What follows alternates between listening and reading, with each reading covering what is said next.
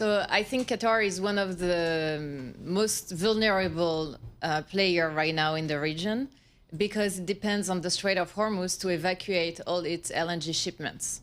That's one. Second, we had a strike from Israel on South Pars, number 14, a few days ago, which is a share field between Qatar and Iran. Although it's the further away from Qatar, right, and it's a field for domestic consumption within Iran. It shows the capabilities and highest, we are at the highest place in terms of tension for potential infrastructure hit in the region. Ed Morse sat in your chair there 2 days ago, I believe it was, the giant of geopolitics and analysis of this. And he said the media's missing the LNG study, the natural gas study. Brief us now on the fragility and the outcome of a busted LNG market if this war expands. So Qatar is one of the world's largest LNG exporter around the world. The US is the first one, Qatar is the second one. Qatar is sending most of its gas right now to Asia. 80% of its LNG goes to Asia, 25% to China. So any major disruption of Qatar is a major hit for the market.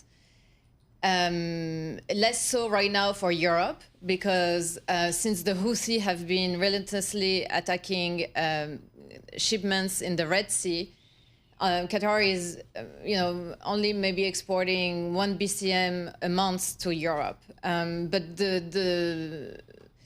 basically the disruptions would be mostly for Asia, and this would be a major hit. I would say that we're in a very soft place right now in terms of demand in the global gas market. There is ample supply coming online, but still, you will notice it with pricing.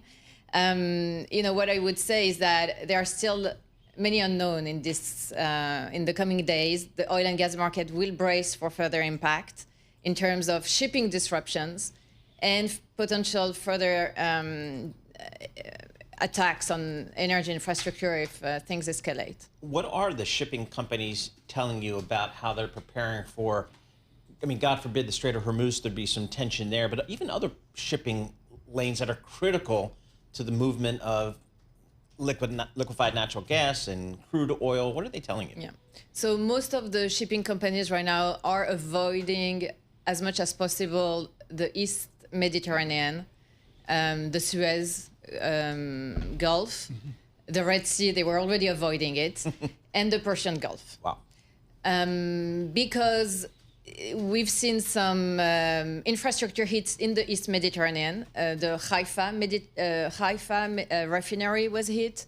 Now the Leviathan field in Israel is shut down as precaution. We've seen also, as I was mentioning earlier, some hits on other infrastructure, but I would say that so far we've seen restraint regarding energy infrastructure. That could change if things go south.